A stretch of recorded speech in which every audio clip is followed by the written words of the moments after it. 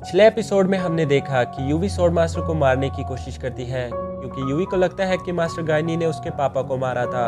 और एपिसोड के लास्ट में कैलियन यूवी को अपने वश में कर लेती है, जिसके बाद यूवी मिस रॉन्ग से स्वॉर्ड मास्टर को मरवाने की कोशिश करती है। अब आगे यहाँ एक अजीब सी सिचुएशन बन गई होती है। मिस रॉन्ग स्वॉर्ड मास्टर को मारना भी नहीं चाहती थी, पर प्रिंसेस को बचाना भी जरूरी था। ये सब चल रहा होता है कि तभी उनके ऊपर चट्टान से एक बहुत बड़ा वुडन बॉक्स गिरने लगता है, जिस पर सबकी नजर पड़ती है। स्वॉर्ड मास्टर टिएनमिंग को नीचे से हटा लेते हैं और मिस रॉन्ग यूवी को बचा लेती है। यहाँ आप सोच रहे होंगे कि स्वॉर्ड मास्टर तो कैलियन के हिप्नोटिज्म में थे, तो मैं आपको बता दूं कि सबसे पहले कैलियन की नज़र उस बॉक्स पर गई थी, जिसकी वजह से उसका ध्यान हट गया था और स्वॉर्ड मास्टर फायर चार्म से निकल पाए। अब यहाँ वो बॉक्स अनफोल्ड होने शुरू होकर एक बड़े से मैकेनिकल रोबोट में बदल जाता है, जिसके दोनों हाथ पर बहुत तेजदार ब्लेड्स लगे होते हैं। वो उन ब्लेड्स की मदद से सारे स्नेक्स को काटना शुरू कर देता है, और ये सब करते करते वो स्वॉर्ड मास्टर, मिस रॉन्ग और टिएनमिंग पर भी हमला कर देता है।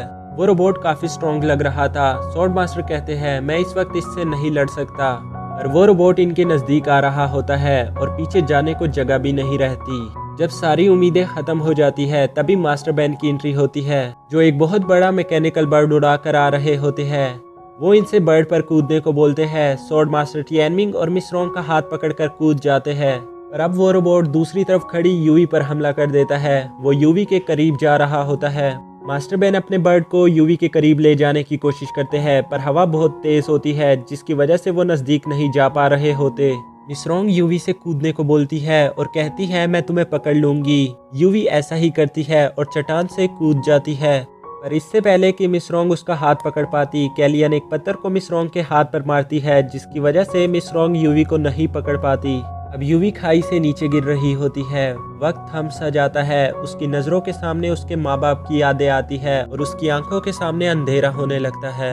तभी मैकेनिकल बर्ड बहुत तेजी से नीचे जाकर स्वॉर्ड मास्टर बड़ी मुश्किल से यूवी का हाथ पकड़ लेते हैं। यूवी की आंखें खुलती है और वो देखती है कि मास्टर गायनी ने उसको बचा लिया। वो बोलती है अगर तुम मेरी जान बचाओगे और तुम्हें लगता है कि मैं तुमसे नफरत करना छोड़ दूंगी, तो ये तुम्हारी सबसे बड़ी भूल है। स्वॉर्ड मास्टर बोलते हैं कि प्रिंस येंडेन ऐसी सिचुएशन कभी नहीं देखना चाहते होंगे, पर यूवी शोर मचाकर कहती है मेरा हाथ छोड़ दो, मैं नहीं चाहती कि तुम मुझे बचाओ। और तभी वो स्वॉर्ड मास्टर के हाथ में अपनी माँ का नेकलेस देखकर चुप हो जाती है। यहाँ टिएनमिंग अंकल गायनी से बोलता है कि यूवी को छोड़ना मत, पर स्वॉर्ड मास्टर की हालत अब भी जहर की वजह से ठीक नहीं होती और उनकी सारी ताकत खत्म हो गई होती है। इसीलिए वो ज्यादा देर तक यूवी को पकड़ नहीं पाते और उसका हाथ उनसे छूट जाता है। टिएनमिंग यूवी का नाम चिल्लाता है और उसके पीछे खुद भी कूद जाता है। वो दोनों हवा में तेजी से नीचे जा रहे होते हैं।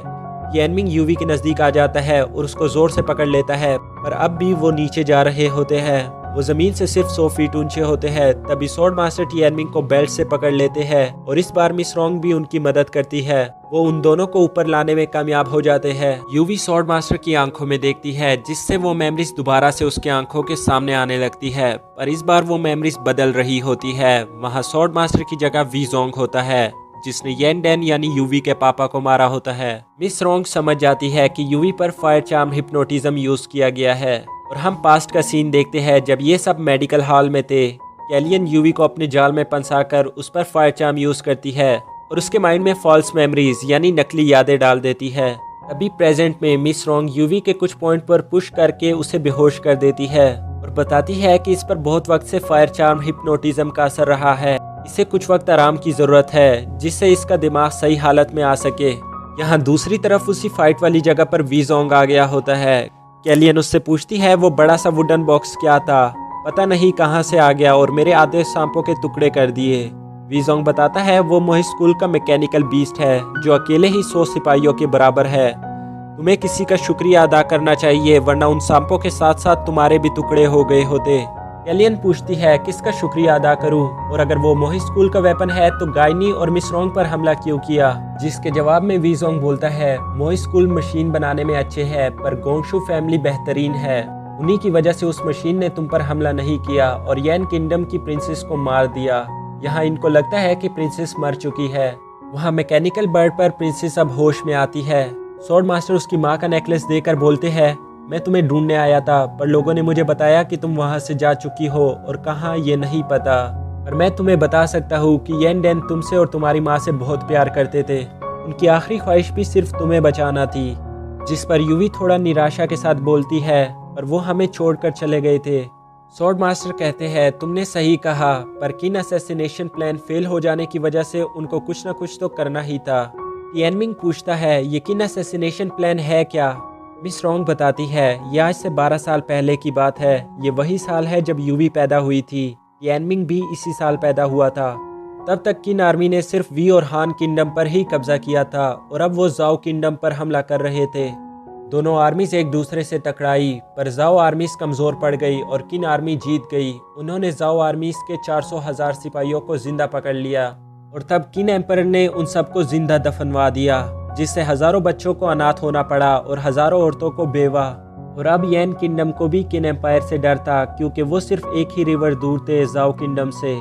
येन डेन, जो येन किंगडम का अगला राजा बनने वाला था, वो नहीं चाहता था कि येन किंगडम को भी किन एम्पायर का जुल्म सहना पड़े।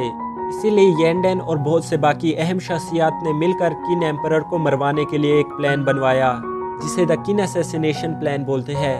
टिएनमिंग बोलता है कि किन एम्परर तो अब भी जिंदा है, पर येन और चू किंगडम दोनों बर्बाद हो चुके हैं। मिस रॉन्ग बोलती है, हाँ, क्योंकि वो प्लान फेल हो गया था। यहाँ दूसरी तरफ हम बाईफेंग की एक झलक देखते हैं, जिससे वीजोंग कहता है, जाओ और उनको ख़त्म कर दो। और इसी के साथ हमारा 9th एपिसोड भी ख़त्म हो जाता है। तो मिलते हैं हमारी नेक्स्ट वीडियो में। तब तक आप चैनल को सब्सक्राइब करके बेल आइकन को प्रेस कर दीजिए, ताकि न्यू वीडियोस की नोटिफिकेशन आपसे मिस ना हो सके।